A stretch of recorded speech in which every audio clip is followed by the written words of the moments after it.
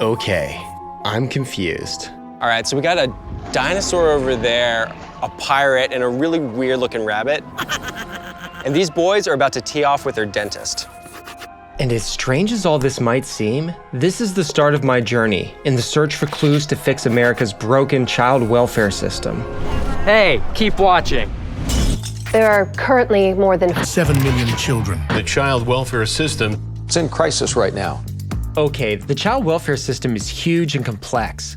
It's everything from making sure that children are safe in their home to removing children in cases of abuse and neglect. But for a lot of people, it's like a black box. Most people know it's in trouble, but they're afraid to look inside, and so they don't know how to help. Today, we're going across the country to talk to experts who are trying big ideas. The foster system is the most strategic place for systemic change in our country. We want to see what happens to those 400,000 kids who get entered into the foster care system. I'm looking to answer 2 questions. Why are so many kids entering the system? And what can we do to fix it? How do we have fewer children going into foster care? There is this whole opportunity of the community to get involved. Bring it in, baby! Angelina. This is not a problem for the government to solve. This is a problem for me and you to love our neighbor and work with bottom-up solutions. The child welfare system is a complicated, maybe even uncomfortable topic. But if we're gonna make it better, we have to talk to people closest to the problem. So let's jump in. Parents of almost every child are trying to adjust to a new set of circumstances and relationships. Before we do anything else, we need to hear from kids experiencing foster care. If you've been through more than 5 homes, raise your hand. What do you think somebody on the outside wouldn't understand about what you've gone through and what you've experienced? Well, if you never experienced it, like I said before, it's really scary, not knowing where you're going. You're not guaranteed to stay with your siblings. There is a good chance you will, be removed from your siblings. This is Ashton, Caden, and Jaden, and they know what's broken better than most experts. Some parents aren't fully equipped to take on other kids, and that's understandable. Just if you can't take on the kid, maybe it's not a good idea to bring one in because then it wouldn't work out. Child welfare is supposed to protect and care for kids, but studies have shown that 90% of children will experience severe trauma after entering the system. 81% will be incarcerated, and 25% will attempt suicide. But stay with me, because I just might have uncovered the key to finally addressing these downstream problems. Okay, in researching this story, the first thing I learned is just how massive and overburdened the system is. Try and imagine it like a funnel. At the top, you have millions of reports made to child welfare agencies impacting over 7 million children. After that, Child Protective Services will make their recommendations about what they think is best for the child. If a child is removed from their home, they'll typically spend up to 2 years separated from their parents. And 65% of these children will remain in long-term foster care, which means we'll need hundreds of thousands of homes to safely take them in. Look, I'm a parent, and I can't imagine being separated from my kids. But here's something scary that I learned about the kids at the top of the funnel. 76% of all child welfare cases are due to accusations of neglect. And the problem is the definition of neglect is pretty open to interpretation. And in many states, it's barely defined. But it's all the government needs to remove a child from their home. So it's not always a safety issue. What I learned is this is usually a poverty issue, and I needed someone to break it down for me. So my producer Devin and I loaded up our car and headed to Brooklyn, New York to meet a lawyer working on the front lines of helping these very families. The biggest misconception that people have is that most families that are in the child welfare system are there because the parents abused or abandoned or somehow don't love their children. And that just could not be further from the truth. In New York, 90% of cases are allegations of neglect, which are frequently and inextricably intertwined with conditions of poverty. This is David Shalek-Klein, the founder of the Family Justice Law Center. And he's been on a mission to protect families because he's witnessed the connection between neglect and poverty firsthand. When I was in law school, I remember walking down this sidewalk, very first courthouse I walked into.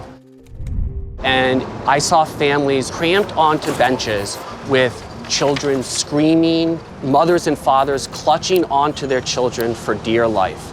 And as these families were called one by one, I heard stories of parents not having enough food, of not having clothes for their children. I was expecting those stories of abuse and abandonment, and instead what I saw were situations rooted in conditions of poverty. As hard as it was to hear about families struggling with poverty, part of me still wondered why separation wasn't a practical option for these situations. So I had to ask, if a child isn't getting what they need from their parents, why isn't it better for them to go into foster care for a little while those parents, recuperate? When you look at child outcomes of children who enter foster care versus children who stay home, just on every single metric, it's materially worse. What every single expert said is that children fundamentally do better when they're with their parents, when they're with their siblings, when they're with their aunts and uncles, and rooted in the community and culture with which they were born into and loved by. David believes that because of the broad legal definition of neglect, almost any family struggling with poverty can be at risk of losing their children. So David's fighting back on behalf of several families he's represented with his own lawsuit. This litigation is about human dignity. This is about families being able to live freely without the coercive action of an enormous and powerful government intruding in their lives when it's not absolutely necessary. Sometimes do children need to be separated from their parents?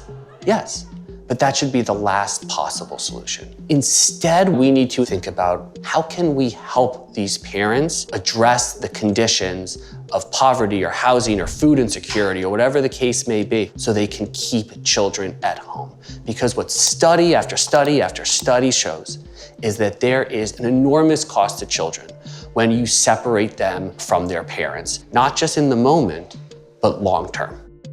The reason why what David's doing is important is because preventing unnecessary separations of children from their parents will make sure we have more resources available to support the hundreds of thousands of children that are placed in foster care.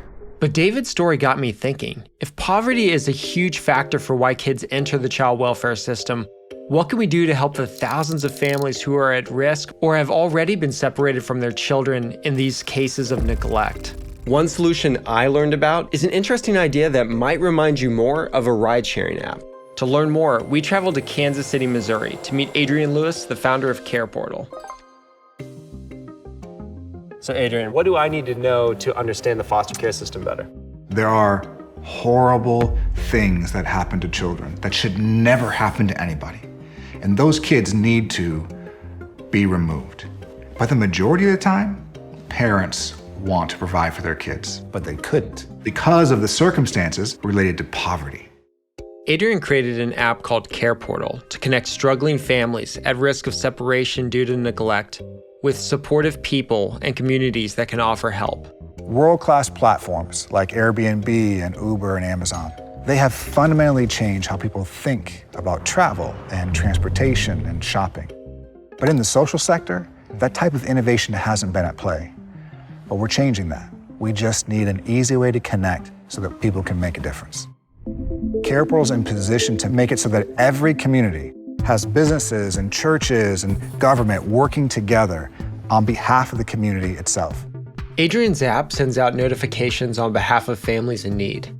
Then volunteers and churches have the opportunity to respond with basic needs and relationship support. When they're getting alerts in on their phone, what is really their role? So every request that comes into Care Portal is vetted by a caseworker. So when the church responder gets that request, all they have to do is say, can I help in this moment? And if they say, yes, I can provide that bed, or I can provide that crib, or I can provide transportation, or whatever it is, they hit submit, and that caseworker and that responder from the church, they get connected up. Everything we need is there. Care Portal has been a massive success. It's currently in 35 states and has served over 300,000 kids and their families. And is projected to serve over 1 million people in the next 5 years, which is transformative for families that have been separated from their children. And now Adrian's group is racing to expand access to families beyond the foster care system and helping the communities most struggling with poverty, a support network he calls Care Sharing. This moment of crisis often opens the door to long-term relationships that are actually the thing that help people sustain quality of life. And so we have the chance now to revolutionize the way that people care for their neighbors. It's happening in communities all across the country, and it could happen in every community if more people got themselves involved. So if Care Portal is effective and we're able to keep kids reunited with their families because of community support, that just leaves our last group over here. So this group consists of children who have entered the foster care system. And what I learned that's an amazing stat is that 50% of these families will quit after 6 months. So what can we do to help families that choose to foster a child? The answer to that question brought me to Austin, Texas, to meet Susan Ramirez and her org, National Angels. I am so excited for us to get the opportunity to meet Susan face to face. I am so thankful and excited that we are here today. What is everyone here to do today? So everybody is here getting ready for our big annual back to school event. Susan is a former foster parent that found out firsthand just how difficult it can be to create a family out of thin air.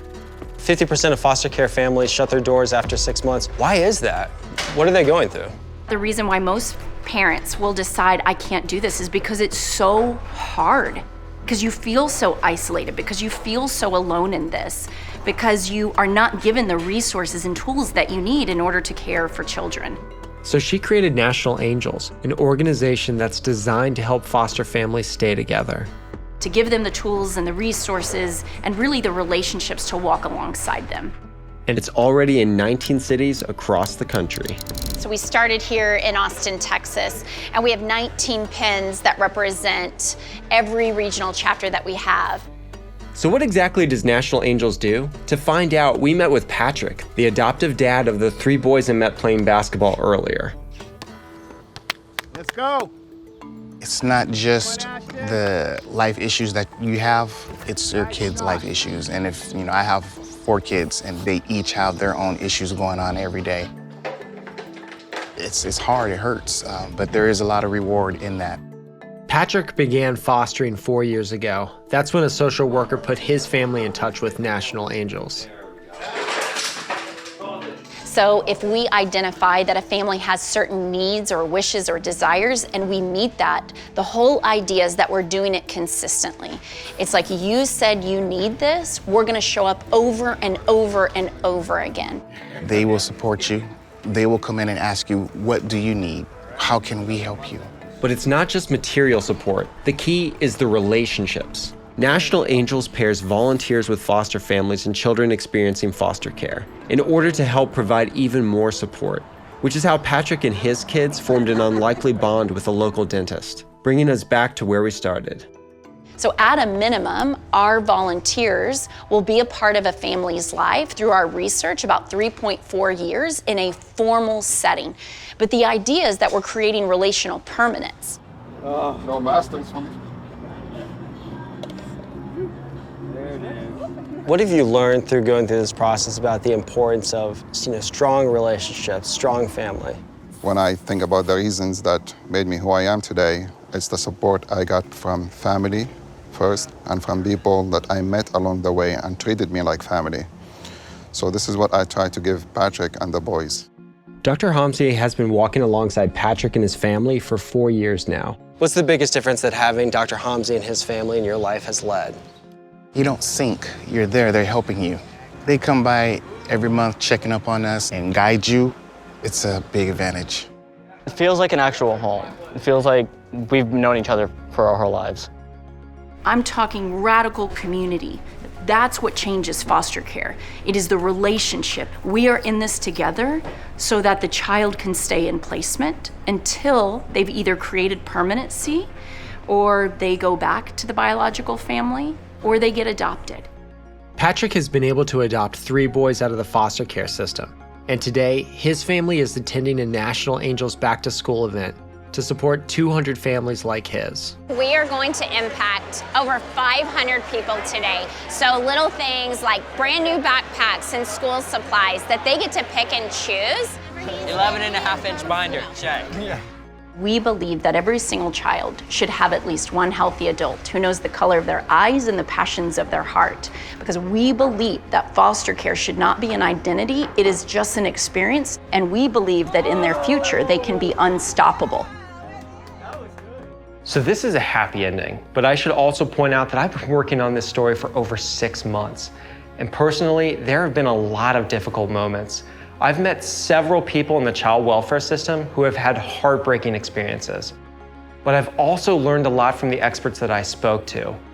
First, every family situation is unique, and so each one requires a personal solution. And secondly, we shouldn't wait on someone else to help, even those problems that look too big to solve.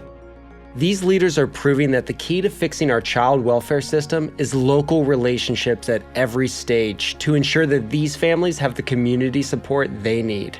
Here's how Adrian puts it. When two humans who otherwise didn't know each other can get connected around a moment of need, they have the power of creating something special that's like an explosion of life, an explosion of love, an explosion of courage and humility and people seeing each other in ways they didn't see each other before. Because it's those meaningful connections that change the path of people's lives. And we end up being a far stronger community because of it. Stand together partners with change makers tackling our biggest challenges. If you were moved like I was learning about the child welfare system, you should check out Care Portal and National Angels and find out how you can get involved and help children and families in your community.